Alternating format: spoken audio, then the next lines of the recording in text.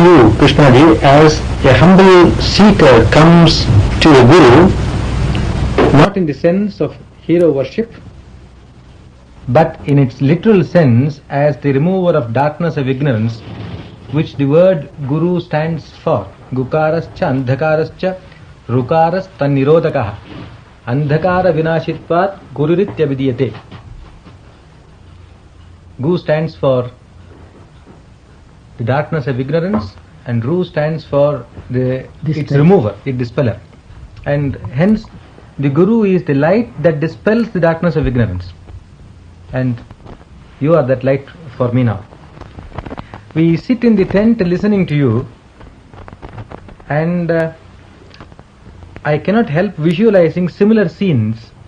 For instance, Buddha addressing the bhikshus, or Vasishta instructing Rama in the royal court of Dasharatha. Thinking of these gurus, we have a few examples in the Upanishads. First, there was Varuna, the guru, is very much like you. He merely prods his disciple with the words Tapasa Brahma Vijijñāsasva Tapo Brahmeti. Tapo Brahmeti. What is Brahman? Tapasa Brahma Vijijñāsasva. Don't ask me. Tapo Brahma. Tapas or austerity or discipline or what you often say, find out, is Brahman.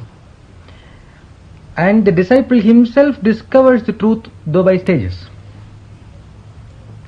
Yajnavalkya and Uddalaka adopt a more direct approach. Yajnavalkya, instructing his wife Maitreyi, uses the neti method. You can't describe Brahman positively, but when you eliminate all the others, it is there. It is there. As you said the other day, love cannot be described, this is it, but only by eliminating what is not love. Uddalaka used several analogies to enable his disciple to see the truth, and then nailed it in with the famous expression Tattvamasi. Krishnamurti instructed his disciples by silence and chinmudra. Chitram marataror mule vruddha shishya gurur yuva gurostu maunam vyakhyanam shishyastu chinna samshaya. It is said that the Sanat Kumaras went to him for instruction, and this young, when I read the descriptions of what Krishnamurti was when his young age, I am often reminded of that. These old sages went to him, and Dakshinamurti just kept silent and showed the Chinmudra. And the disciples looked at him, enlightened. And it is believed that one cannot realize the truth without the help, or whatever you call it, of a guru. Acharyavan Purusho Veda.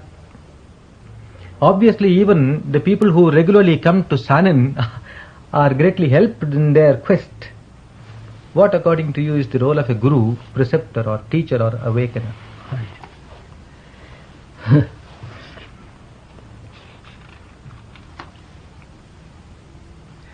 So if you're using the word guru in the classical sense, which is the dispeller of darkness, of ignorance, we're inquiring, can another, whatever be enlightened or stupid another, really help to dispel this darkness in oneself?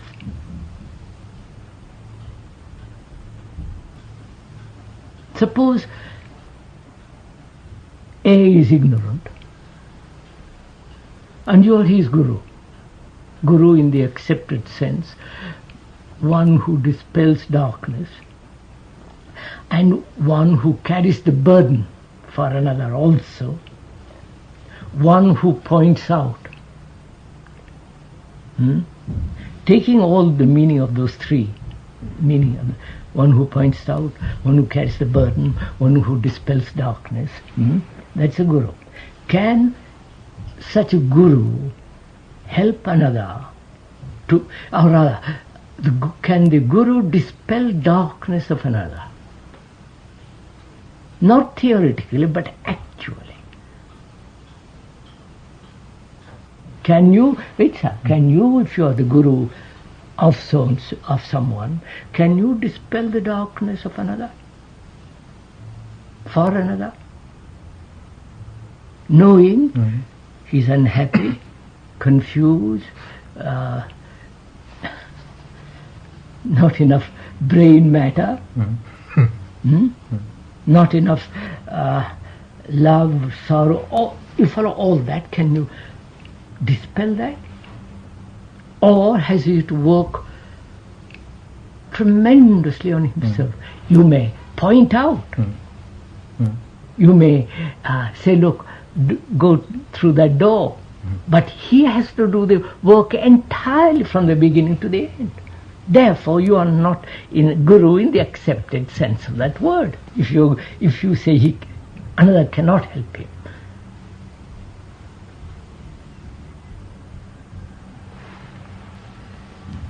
There's just this if and but. The door is there, I have to go. But there is this ignorance of where the door is, which you by pointing out remove. I have to walk there. I have to walk, I'll walk. You are the guru, and you point out the door. You finished your job. Yeah. So that darkness of ignorance is removed. No, your job is finished. It's now for me to get up, walk, see what is involved in walking, and I have to do all that. That is perfect. Therefore, you don't dispel my darkness. I'm sorry. Now, I don't know how to get out of this room. You point it out. So that I am ignorant of the existence of a door in a certain direction, and the Guru removes the darkness of that ignorance. Sir, wait a minute. And then I take the necessary steps to get out. No, ignorance, let's be clear, ignorance being lack of understanding or lack of the understanding of oneself. Not the big self or the little self. The door is the me through which I have to go. It isn't outside of me. Right? It isn't a factual door as that painted door. It's a door in me through which I have to go. You said do that. Exactly. And you as a guru have finished. Wait. You don't become important. I don't put garlands around your head. You're finished. So I have to do all the work. All the work. You haven't dispelled the darkness of ignorance. You have dispelled, you have rather pointed out to me that you are the door through which you yourself have to go through. Quite. But would you, Krishnaji, accept that pointing out was necessary? Oh yes, that is of course. I point out, I do that. We do that at the tent. Yeah. We all do it. I ask a man on the road, will you please tell me which is the way to go Sanan? He'll tell me. But I don't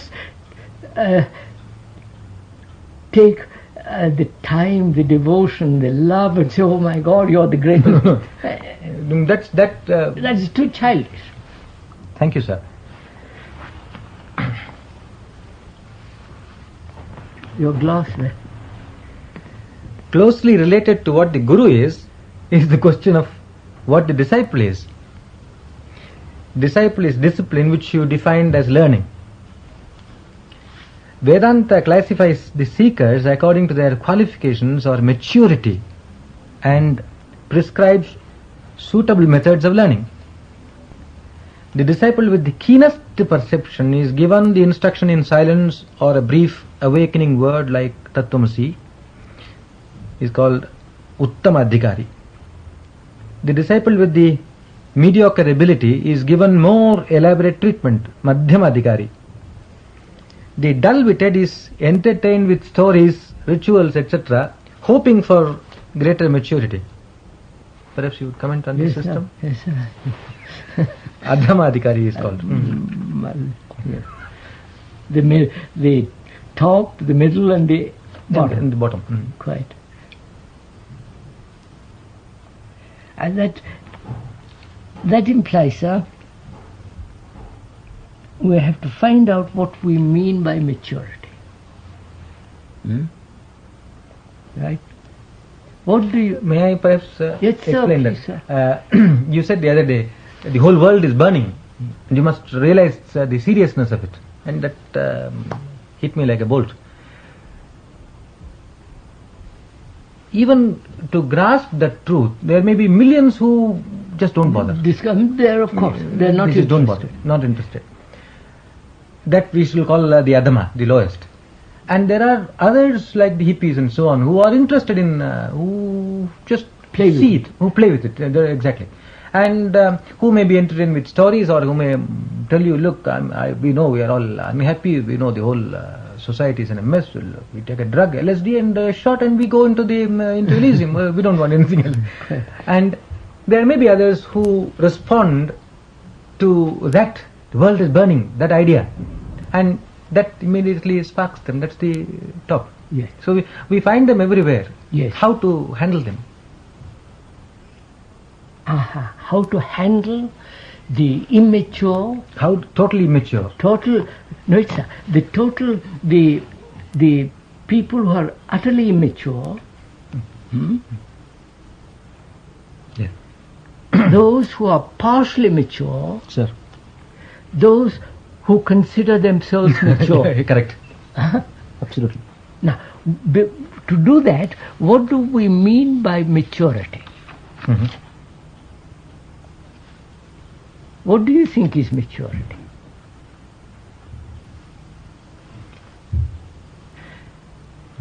Does it depend on age? I Time? wouldn't say so, no.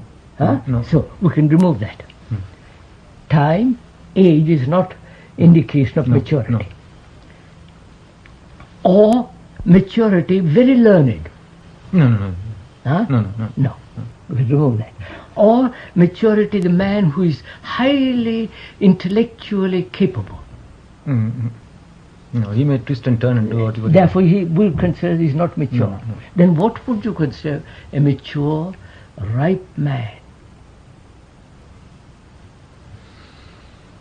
A man who is able to observe. Wait, go a little more. What would you consider it? The man, obviously, the man who goes to churches, temples, mosques is not. No. The obvious things are not. So, what would one consider a mature man who? Yes, sir. What is it? In whom Maturity. He's mature. Not intellectual, we said not intellectual, not the emotional, not the who plays intellectual, all the rest of it. We would say, if you eliminate all that, a maturity consists in being not self-centered. Correct. Right? Not me first and everybody else second, or my emotions first. So a maturity implies the absence of the me. Absent of fragmentation, to use for a pure word. Yeah. The me, which creates the fragment. Now, how would you appeal to that man? And the man who is half and half, me and not me, plays with both, and the other completely me, which is enjoys himself and does so. How do you appeal to these three? How do you awaken these three? Words? Yeah. How do you awaken these three? That's the problem. Right? The man who is completely me, there is no awakening. He is not interested. He won't even listen to you. He will listen to you if you promise him something. Heaven, hell, fear, or more profit in the world, more money, more. But he will do it in order to gain. So the man who wishes to gain, achieve, is immature. Quite right. Absolutely. Right? Yeah. Whether nirvana, near heaven, Yeah, yeah. moksha, or attainment, enlightenment, he is immature. Right? Now, what will you do with such a man? Tell him stories. I know. What should I tell him? What should I befuddle him more? With my stories, or your stories, or his stories? Why leave him alone? Cruel. Huh? Cruel on whose part? He won't listen to you. Let's be factual, and not. Yeah. I mean, you come to me. I am total me. You follow me. I am not concerned with anything but me. And you say, look, you are making a mess of the world. You are creating such misery for man. And you say, please go away. Yeah. I'm not. But that's why they don't say it like that. No. Put it any way you like. Put it in stories covered with sweet pills, but he is not going to evolve. He's not going to change the me. If he does, he comes to the middle. The me and not me. This is called evolution. The man who is the lowest reaches the middle. How? By knocking, by life teaches him, forces him, wars, hatred. You follow, he's destroyed.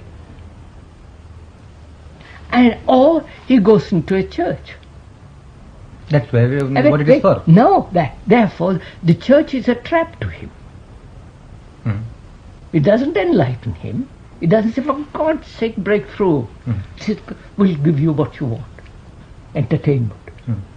Jesus entertainment, or Hindu entertainment, or Buddhist, or Muslim, whatever it is. We'll give you entertainment. Only with the name of God, all that stuff. So they keep him at the same level. With little modifications, little bit polish, little bit more culture, little better clothes, eat properly. You follow me? You consider a little bit, not too much others. That's what is happening. So he is the probably, as you said just now, 80% of the world. No. More, 90. And you have the churches, the temples, the mosques, the Buddhist shrines, and so on. What can you do? I won't add to him. I won't tell him stories. I won't entertain him. Because there are people who are already entertained. Thank you. So why should I join that group? Then there's the middle one. The me and the not me. Who does social reform, little bit of good here and there, but always the me operating. Yeah. Right? Socially, politically, religiously, in every way, the me is operating, but a little more quietly, a little more polished, a little more in the cellar. Now, to him you can talk a little bit.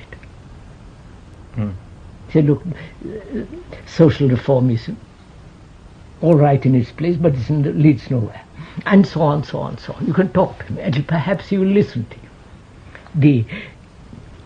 The other one will not listen to you at all. This chap will listen to you. Pay a little attention and say, well, this is too serious. This requires too much work, and slips back into his old pattern. And we will talk to him, and leave him. What he wants to do is up to him. Now there is the other one, who is getting out of the me, who is stepping out of the circle of the me. There you can talk to him. There he will pay attention to you. So one will talk to all the three, not distinguish who is mature, who is not mature. We'll talk to the three categories, three types, and leave it to them. The one who is not interested will walk out. He walk out of the tent, walk out of the room, walk out of that's his affair. He goes to his church, into entertainment, football, or whatever it is. Moment I say you are mature, I'll teach you more. He is boosted up. Not only He's he becomes the the seed of poison is always there.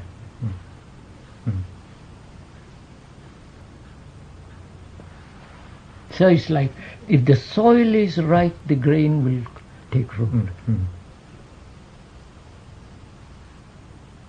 And if I say, well, you are mature and you are not mature,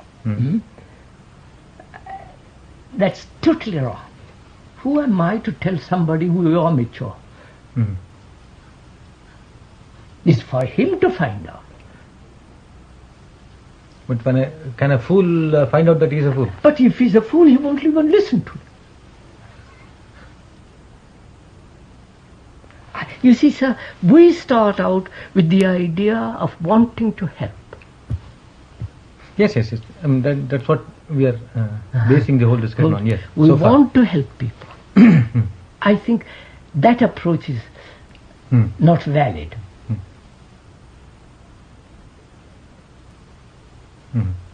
Except in the medical world or in the technological world, it is necessary. I'm ill, I go to the doctor to be cured. Here, psychologically, if I'm asleep, I won't listen to you. If I'm half awake, I will listen to you according to my vacant state or moods, according to my up and down. Therefore, there is the one man who says, I really want to keep psychologically awake. To him, you can. He's also so. We talk to all of them, and not say, well. Thank you. That clears a big misunderstanding.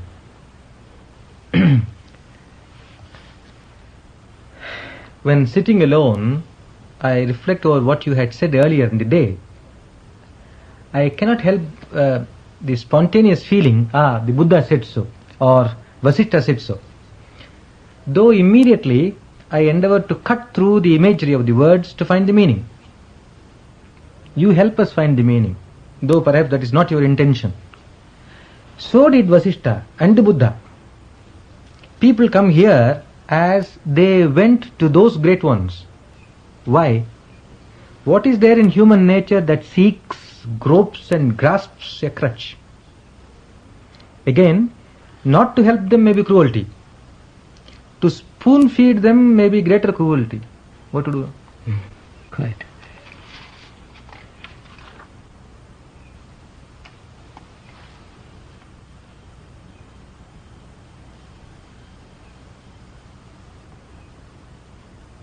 The question being, why do people need crutches? Yes, and whether to help them or not. Yes, that's it. Whether you should give them crutches to lean on something. Two questions. Yeah. Why people need crutches, and whether you are the person to give crutches. No, you should or not. Should or not, and whether you are That's capable. Those three are involved in it. Why do people want crutches? Why do people want to depend on others? Whether it is Jesus, Buddha, ancient saints, why?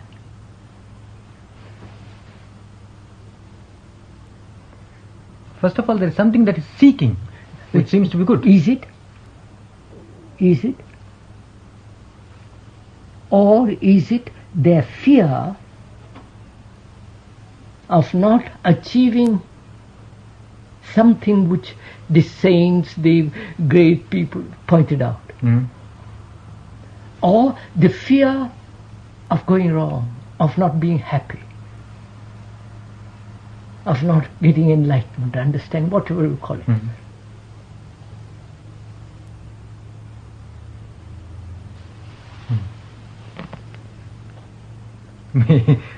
Quote a very beautiful expression from the Bhagavad Gita.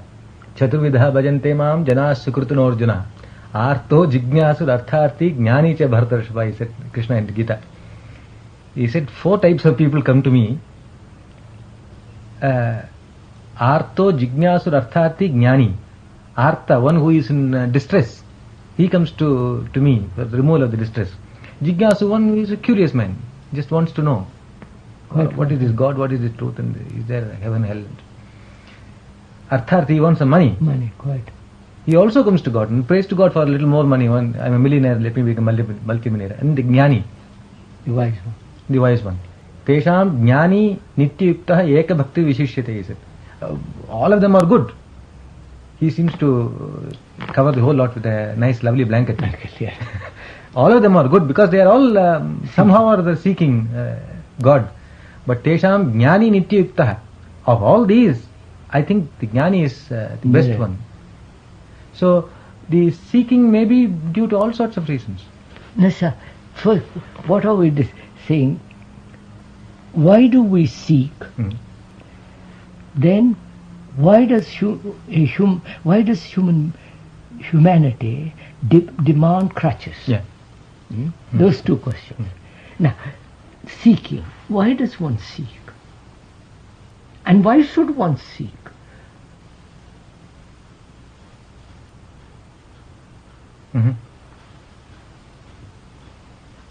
Why should one seek? Why does one seek? Why does one seek? And why should one seek at all?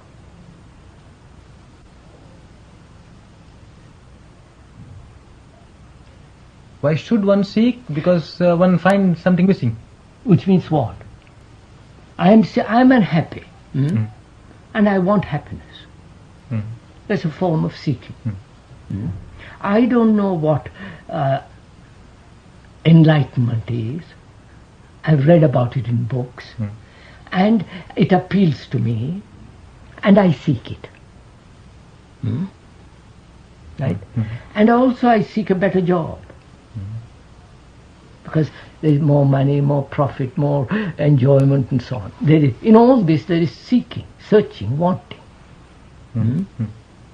I can understand the man wanting more better job. Because society is so monstrously arranged as it is, so all the rest of it, so right. But psychologically, inwardly, what am I seeking? And when I do find it in my search, how do I know that what I find is true? Perhaps the seeking drops. Peter, how do I know when I, in my search, and say this is the truth? How do I know?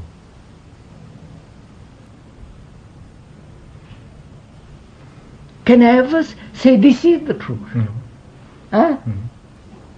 Therefore, why should I seek it?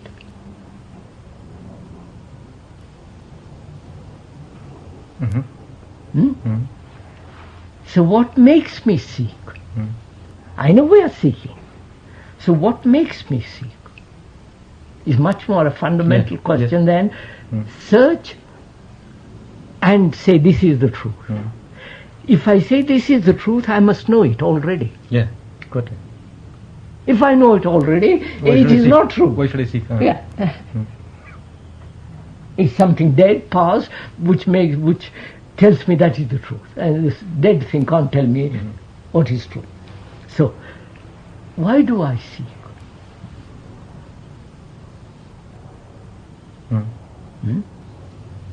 Because deeply I'm unhappy. Deeply I'm confused. Deeply there is great sorrow in me. And I want to find a way out of it. You come along as a guru, as an enlightened man, or as a professor, and say, look, this is the way out.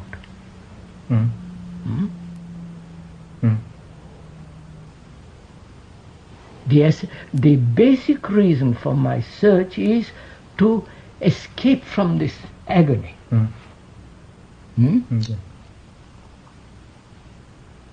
And I posit that I can escape, and the enlightenment is over there. Over there, in there. In myself.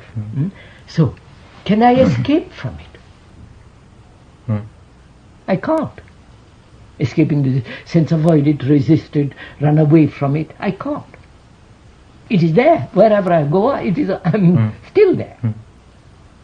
So what I have to do is to find out in myself the cause, or not the cause, why it has come into being, why I'm suffering.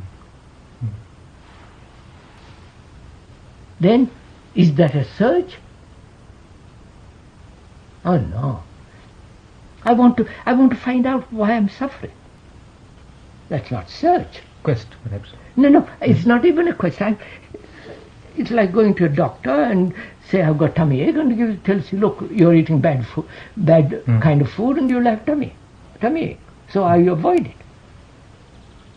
So if the cause of my misery is in myself,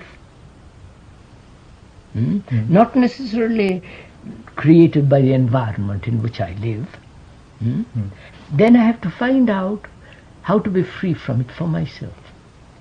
You may point out as the Guru the door, but as soon as you point it out, your job is over. Then I have to work.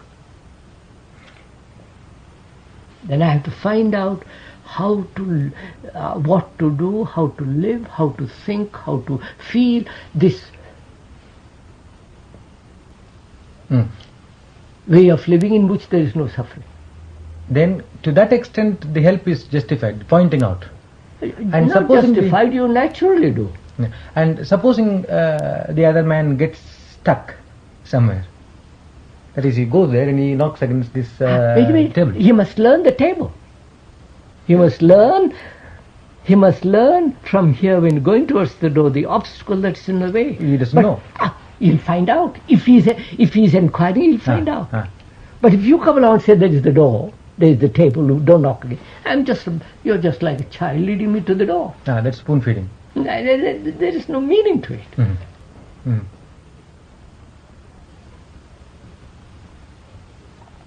So that much of help, the pointing out help is justified, not more. I mean, like any decent man with a decent heart will say, look, don't go down there, there's a precipice. And if a man insists going there, he has to learn. I once met a very well-known guru in India. He came to see me. And it was quite an odd performance he put up. There was a mattress on the floor. And we said to him politely, sit on the mattress, sir. He sat down and assumed the Guru. Put his stick in front of him, and began to discuss. And he said, we need Guru, because we know better than the layman. And why should he go through danger? We'll have regular arguments. And it was impossible to talk with him, because he had assumed that he knew, and everybody else was in ignorance. It's very good. But then he can do nothing with those ignorant people. I said so. At the end of 10 minutes he left, rather annoyed, because that is one of the famous things for which Krishnaji is famous in India. Every Swami. Next.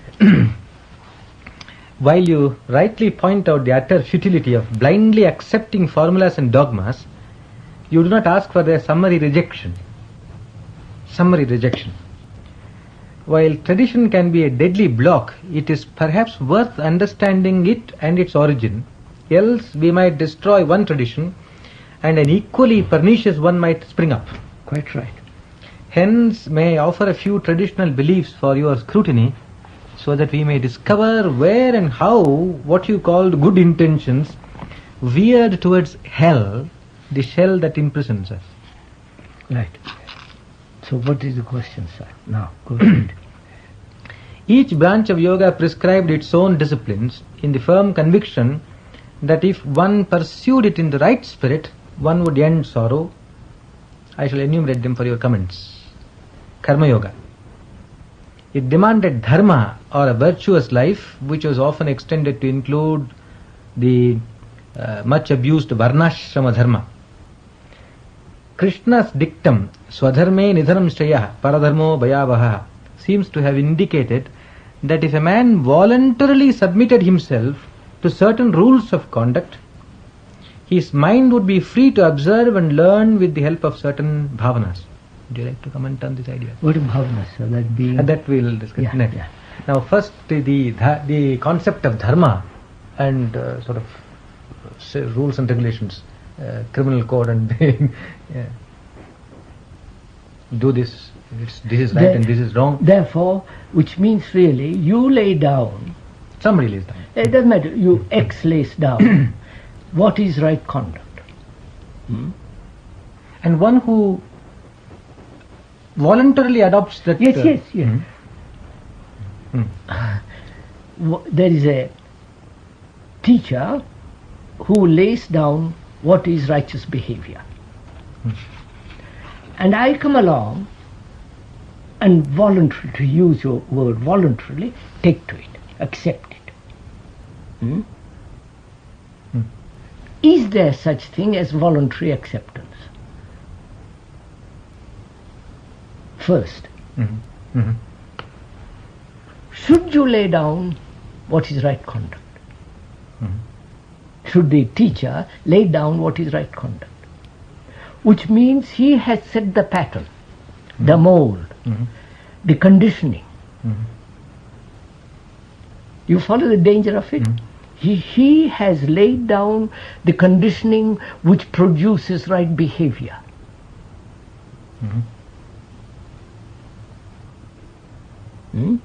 Which will lead him to heaven. That's one aspect of it. The other aspect I'm more interested in, if that is accepted, then the psychological apparatus is free to observe, is free to learn. Sir, I understand. Why should I accept it? Just to free this... No, wait a minute. Why should, first of all, you are the teacher. You lay down the mode of conduct. How do I know that you are right? You may be wrong. I'm not pleasing. Yes. You may be wrong.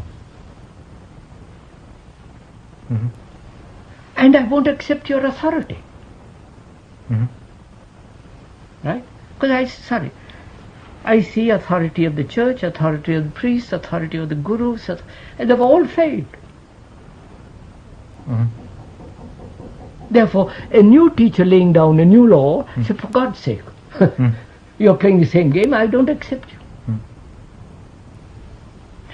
But if I voluntarily accept it, is there such thing as voluntary acceptance, voluntary free acceptance? Or I'm already, because you are a teacher, you're the great one, and you promise me a reward at the end of it. Unconsciously, consciously. Therefore, I voluntarily, quotes, accept it. I don't accept it freely. If I am free, I don't accept it at all. I live. I live righteously.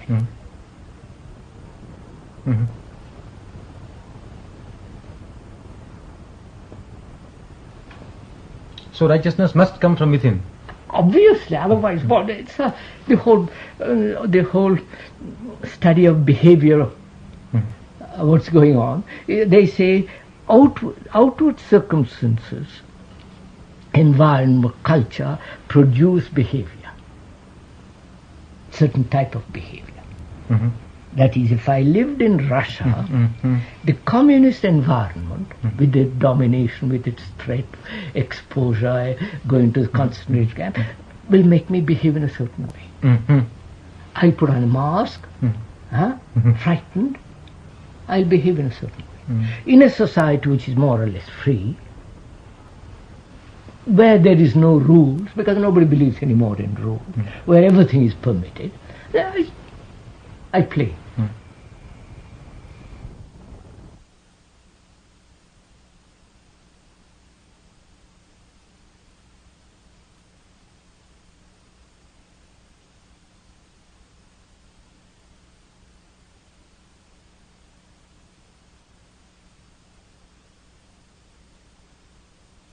Now, which one is more acceptable from the spiritual point of view? Neither.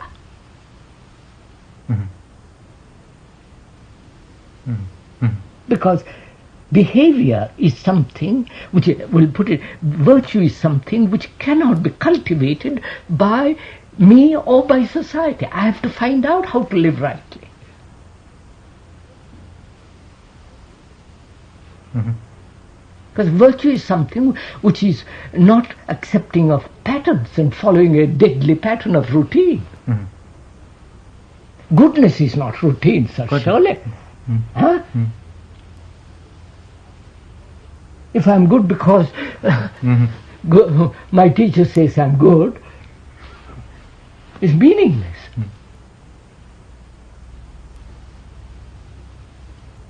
Mhm. Therefore, there is no such thing as voluntary acceptance of the righteous behavior which is laid down by a guru, by a teacher. One has to find it. Therefore, I begin to inquire, I begin to look, I begin to find out how to live. I can only live when there is no fear. Mhm. When there is no, all the rest of it. But Then, perhaps I should have explained that this karma yoga is, according to some Shankaracharya, is meant only for this lower. you see, so I don't know what is low and high. That's the one who is not quite mature. Mature, immature, that's it. Huh? The mature, the immature, and the totally immature. Mm. And therefore, the Shankara XYZ says, lay down the rules Yeah. for the lowest or the middle. And they don't do it. You follow? They read the book of Shankara, or some Pandit reads to them, and they say how marvelous it is, and go back and live their own life. You know that. So this is the obvious fact. You see it in Italy. They listen to the Pope, and nobody cares either. And they listen most earnestly for 2 or 3 minutes, and go on with their life, daily life, as they live. It doesn't make any. Absolutely. Mhm. So that's what I want to ask. Why do the so-called Shankaras, gurus, lay down laws at all what is behavior? Otherwise, they think there will be chaos. But there is chaos. In any case. There's terrible chaos in the world. In India, they have read Shankara and all the teachers for 10,000 or 5,000 years. Look at it.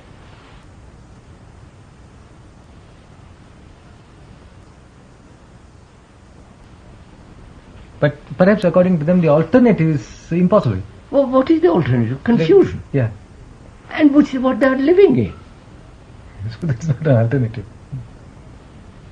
So why not understand the confusion in which they are living instead of studying Shankara?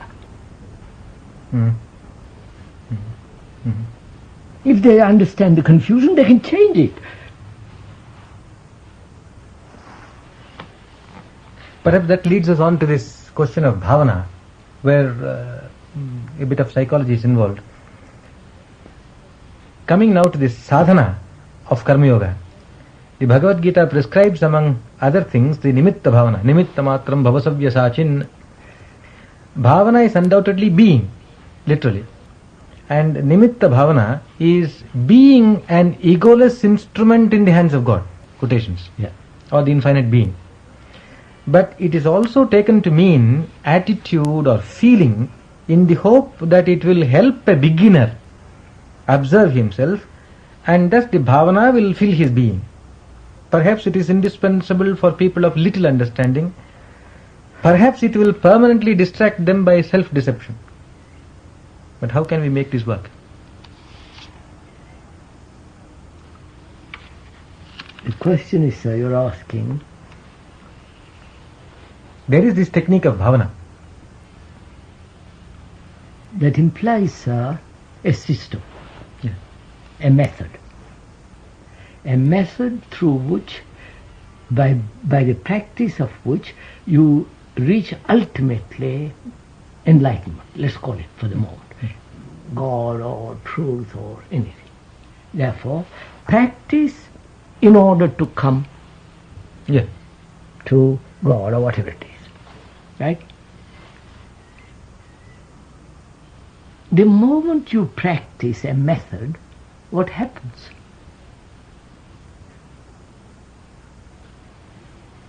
I practice day after day the method laid down by you. What happens to me? Yeah, this is famous, as you think so you become, or yad bhavam tad bhavati. Yeah.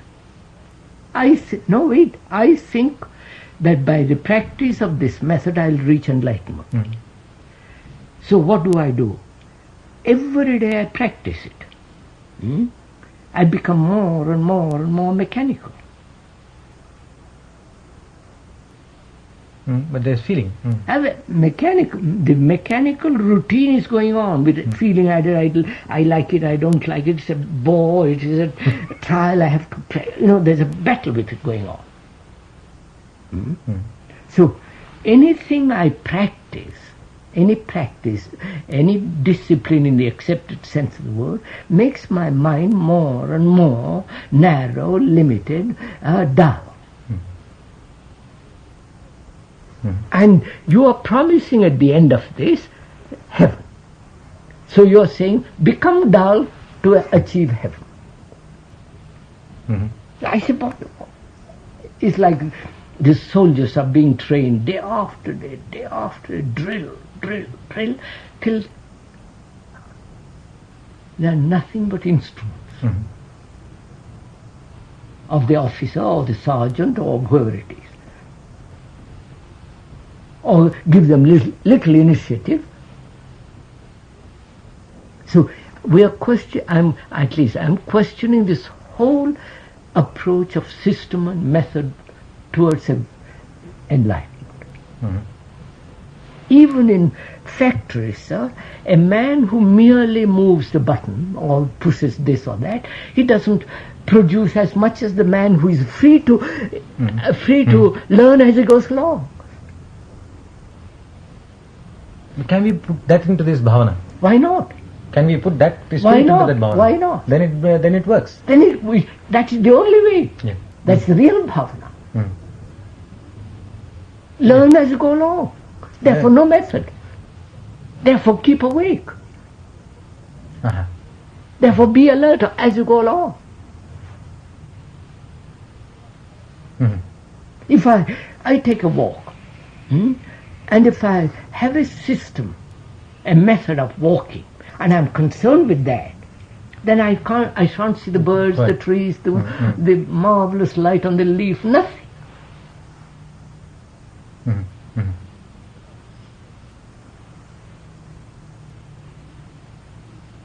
And why should I accept the teacher who gives me the mold?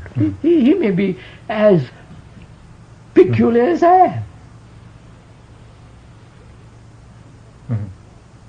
And there are teachers who are very odd. Yes.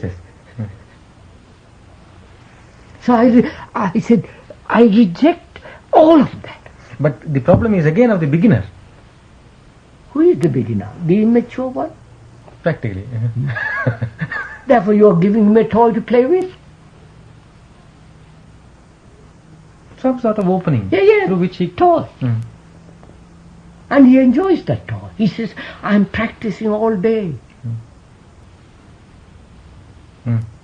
And his mind remains very small.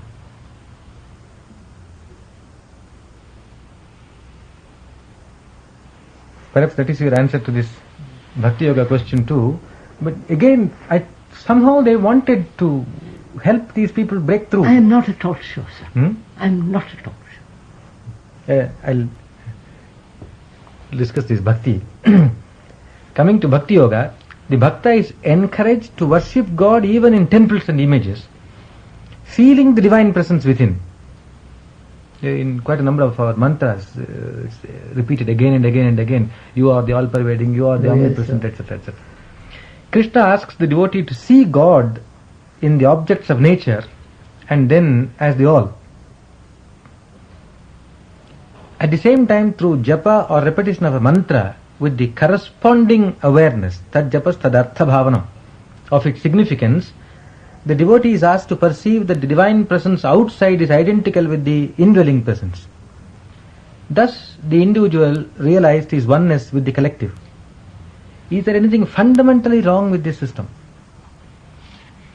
Oh yes, sir.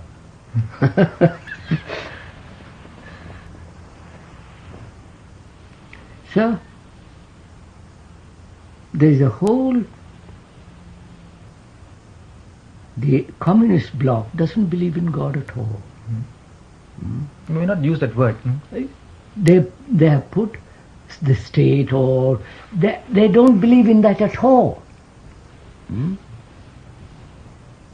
They are selfish, they are frightened, but there is no God, no mantras, no. Another doesn't believe in any of that. Doesn't know mantras and repetition, japa and all the rest of it. He says, I want to find out what truth is. I want to find out if there is God at all. There may be no such thing. And the Gita and all, they assume that there is. See, they assume there is God. And who are they to tell me there is or there is not, including Krishna or X, Y, Z? I said, you may be your own conditioning, that is. You're born in that peculiar climate, with that peculiar tradition, with that peculiar attitude, and you're just believing. And then you lay down rules how to get it. But if one rejects all authority, including the communists, including the Western and the Asiatic authority, all authority, then where am I? Then I want to find out. I'm unhappy, I'm miserable. But am I free from conditioning? No. That's my business, to be free. Otherwise I can't learn. If I'm still a Hindu for the rest of my life, what? I finished. The Catholic remains Catholic. And the communist is equally deadly.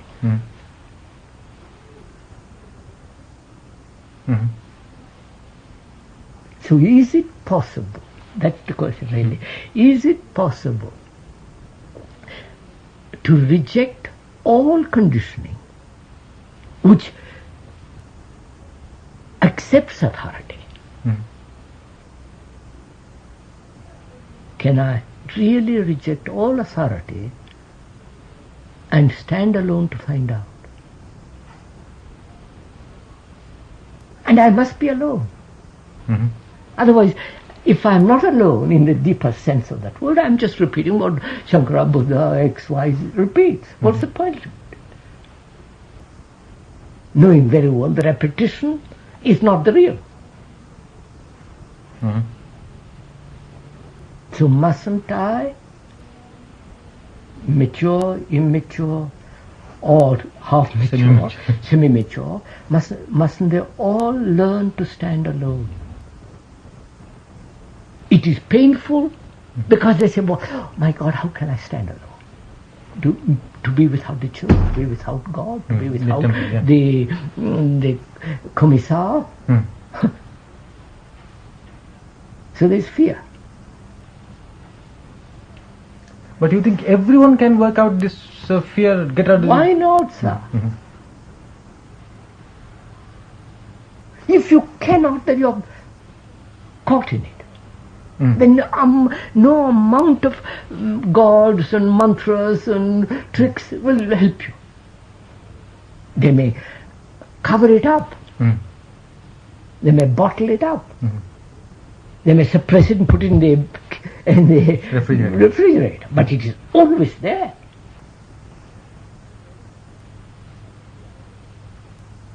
Now there is the other method of standing alone, Raja Yoga. The student is asked to cultivate again certain virtuous qualities which, now, on the one hand, make of him a good citizen, and on the other, remove possible psychological barriers. Possible. Yes. The sadhana, which is mainly awareness of thought, which includes memory, imagination and sleep, seems to be close to your own teaching. Seems to. Asana and pranayama or auxiliaries perhaps. And even the dhyana of yoga is not intended to bring about self-realization, which is admittedly not the end product of a series of actions. Krishna clearly says that yoga clarifies perception. Atma Shuddhaye. Do you approve of this approach? It's purely, there's not much of help here involved. Even Ishvara says it's only a Purusha Vishesha. It is sort of Guru, invisible, in the indwelling presence. Yes, sir. What's the question there? Do you approve of this approach? There is a method of sitting in meditation and trying to dive deeper and deeper and finding the self. Wait, that one has to go into the question of meditation. Yeah. Hmm? Yeah.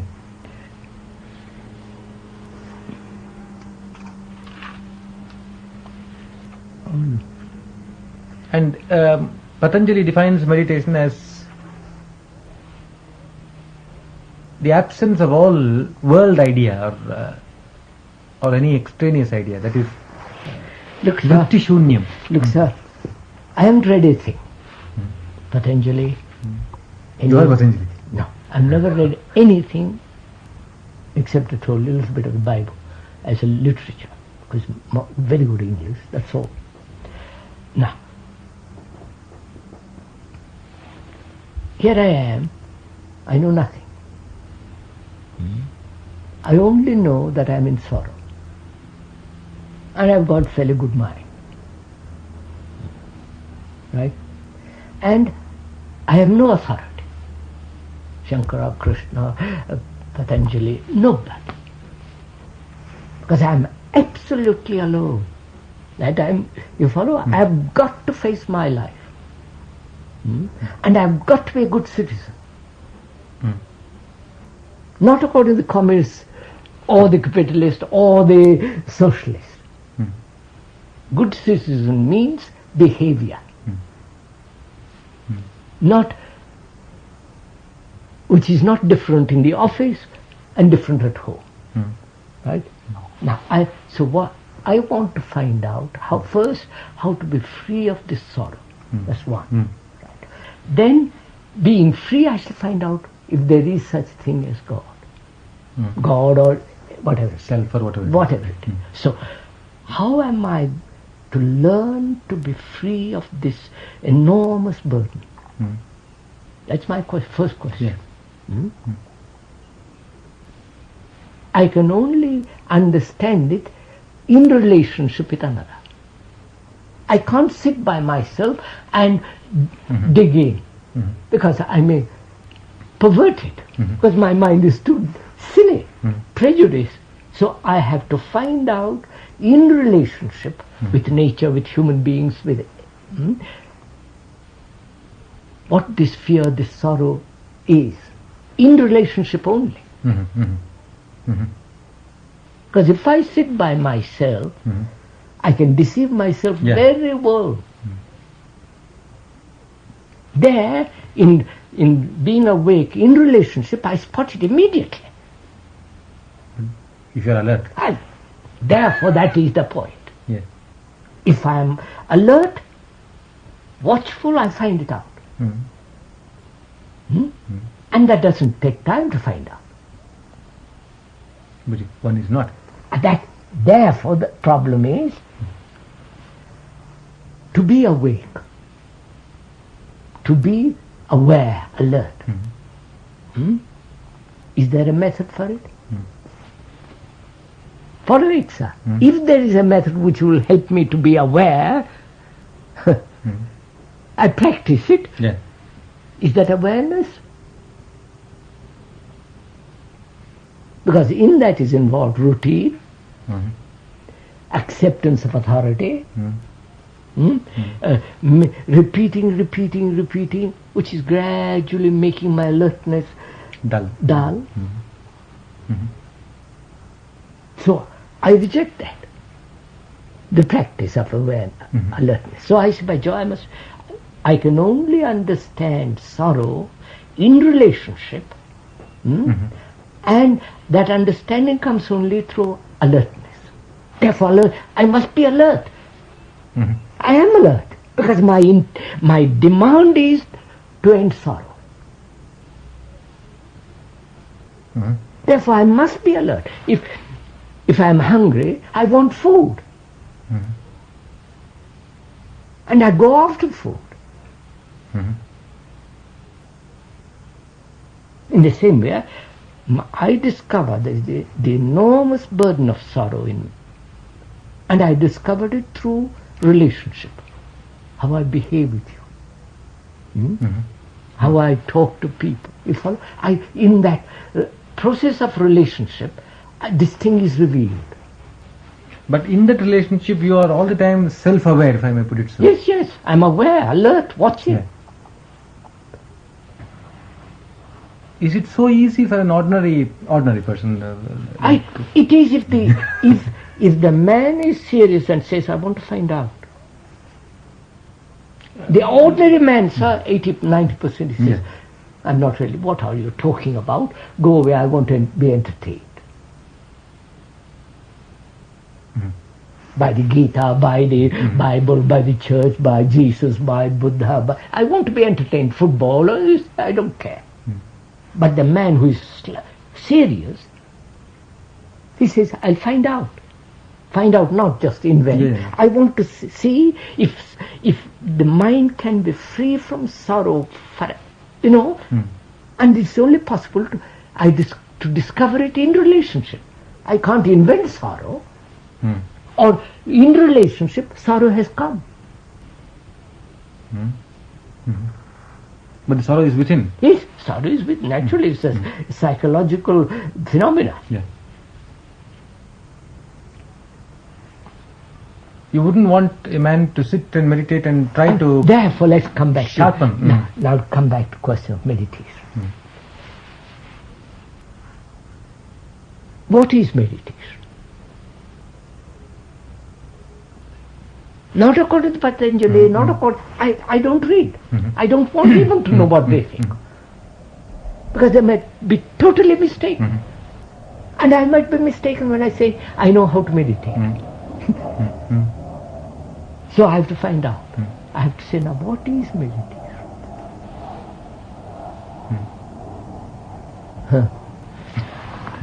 Waiting for her. Yes, sir, yes, sir. What is meditation? Sitting quiet, concentrated, controlling thought.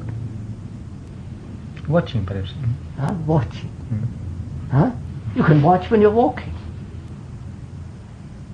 And difficult unless you are... Eating. When you are listening to people. When you are... and somebody is saying something that hurts you, flatters you. That means you have to be alert all the time when you are exaggerating, when you are telling half-truths, when you follow it. So, to watch you need a very quiet mind. That is, that's meditation. The whole of that is meditation.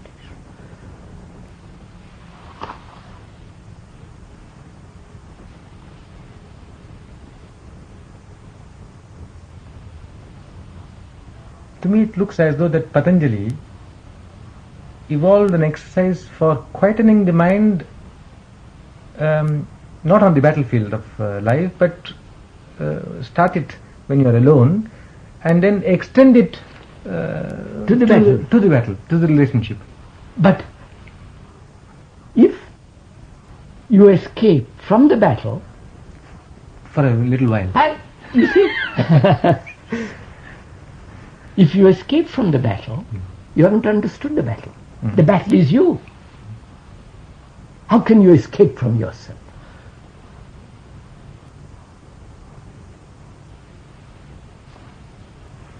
You can take a drug, you can pretend that you have escaped, you can repeat mantras and jab and all kinds, but the battle is going on.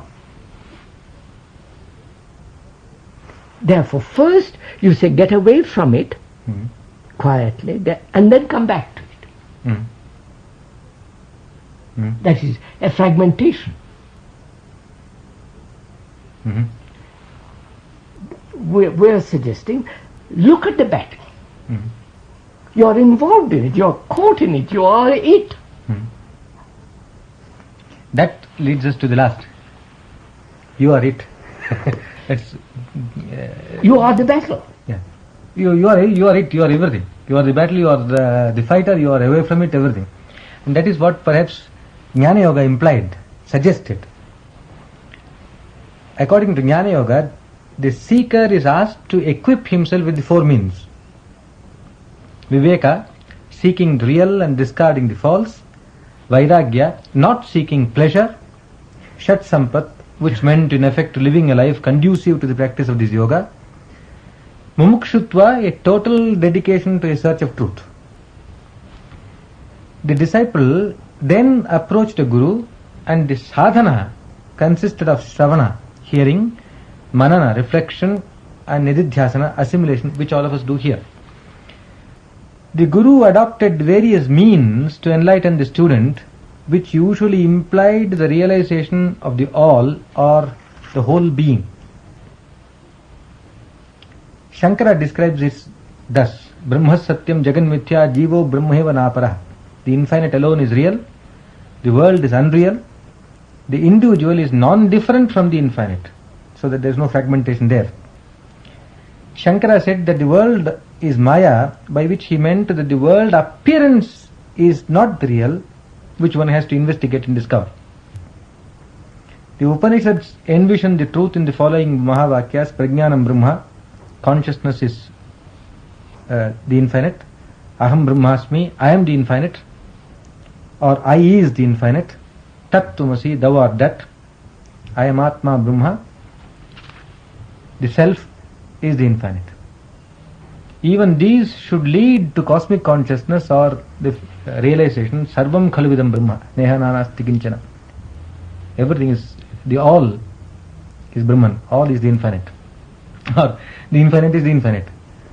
And its active manifestation in daily life, which Krishna thus describes in the Gita. Brahmarpanam Brahmahavihi, Brahmagno Brahmana Hutam, Brahmaiva Tena Gantavyam Brahma Karma Samadhina. The yogi is then aware that the action, the doer of the action, the instruments involved, and the object towards which the action is directed are all one whole, and thus fragmentation is overcome. How do you react to this Jnana Yoga method? First, there is this Shat Sampat, the Sadhana Chatushtaya, which the disciple prepares himself for it. Then he goes to the Guru and sits and hears the truth from the Guru, and then sits and reflects over it and assimilates the truth till it becomes one with him. And the truth is usually said in terms of these formulas. But these formulas we repeat. They are supposed to be realized.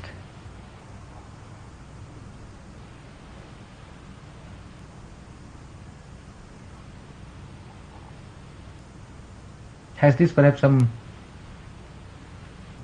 validity?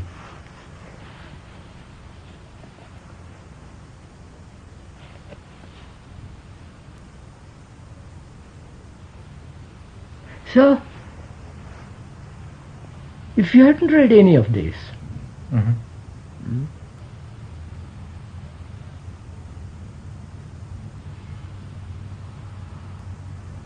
none of this, Raja Yoga, Kama Yoga, Bhakti, everything you want, Patanjali, Shankara, nothing.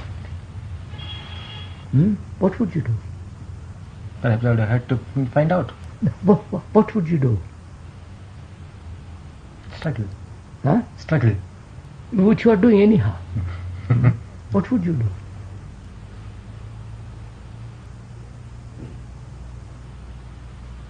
Where would you start?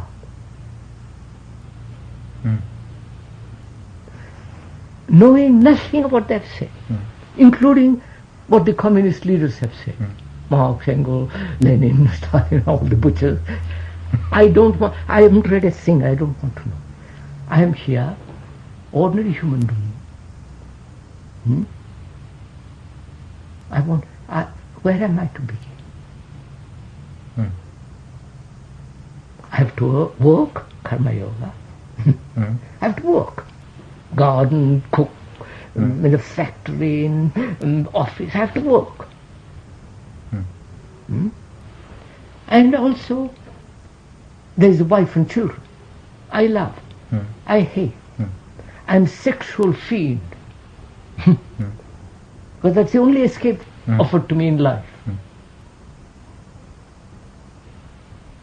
There I am. That's my map of life. And I start from there. I can't start over there. I have to start here. And I say to myself, what is it all about? I know nothing about God. I know nothing about. They can invent, they can pretend. I have a horror of pretending. If I don't know, I don't know. Full stop. I'm not going to quote Shakara Buddha or everybody. Right. So I say, now this is where I start. Can I bring about order in my life? Order. Not invented by me or by them. So that order is virtue. Can I bring it about? And to be virtuous, there must be no battle. Yeah. No conflict. In me or outside. Therefore there must be no aggressiveness, no violence, no hate, no animosity. I start from there. And I find out I'm afraid. I must be free of fear. And to be conscious is to be aware of all this. Aware where I am. And from there I walk, move.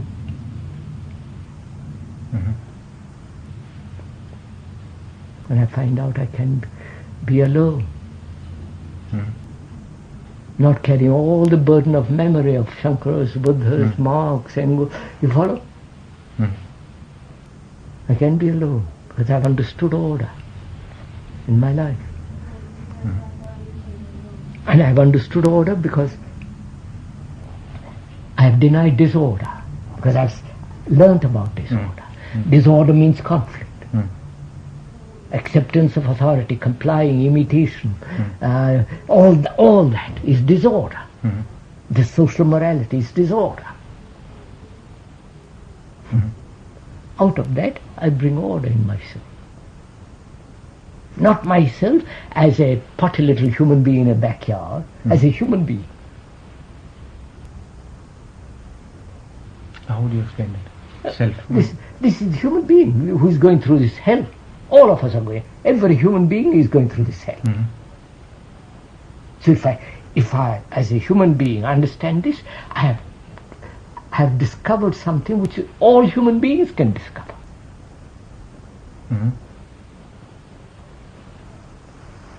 But how does one discover again that one is not deceiving oneself? Very simple. First, humility. I don't want to achieve anything. I don't know if you have come across such people. I am the humblest man in the whole world.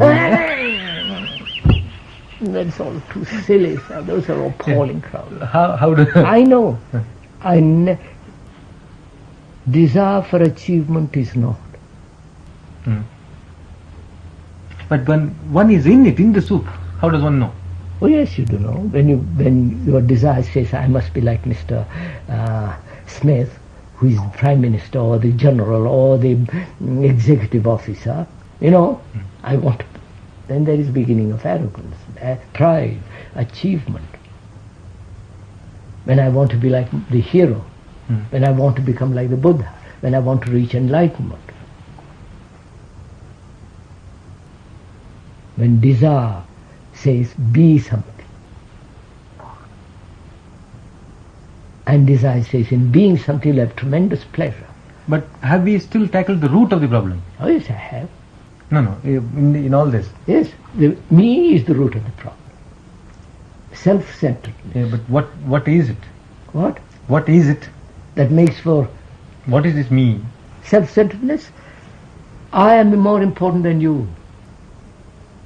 My house, my property, my achievement, you follow, me first. But the martyr may say, I am nothing, my Lord. Who? I can be shot. Who? The martyr. No, they don't. I can be shot. They are silly asses to be shot. I don't want to be shot. They may say that we are completely selfless, unselfish. Who? I'm not interested what somebody else says. You are. He may be bluffing himself. Yeah, I do. As long as I'm quite clear in myself, I'm not deceiving. Mhm. I can deceive myself the moment I have a measure.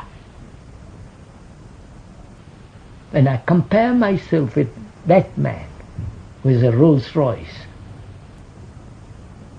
or when there is the Buddha, or when there is Marx, comparing myself with somebody is the beginning of illusion. When I don't compare, well, I move from there. To be the self. Whatever I am. Which is, I'm ugly, I'm battle, I'm full of anger, full of deception, this, that, and fear, and all that. I start from there. And see if it is at all possible to be free of all this. Without that, my thinking about God is just like my thinking about climbing those hills, which I never will. But even then, you said something very interesting the other day. The individual and the collective must are one. Yeah. How does the individual then realize that unity with the collective? But it's a fact. Here I am living starved. Somebody living in India, has the same problems. Same anxiety, same fear. Only different expressions, but it's the root of the thing is the same. That's one point. Second, the environment has produced this individuality. And the individuality has created the environment. My greed has created this rotten society. My anger, my hatreds, my fragmentation of my life has created the nations, all this mess. So, I am the world is me. Logically, intellectually, verbally, it is so. But how does one Feel it? That comes only when you change. When you change, you're no longer a national. You don't belong to anything. mentally I may say I am not a Hindu or I am not an Indian? That's mentally, that's just the trick. How to does feel it in your blood. If you will please explain what that means. What it means is, sir, when you see the danger of nationalism, you're out of it. When you see the danger of fragmentation, you no longer belong to the fragment. Don't you? That's all. We don't see the danger of it.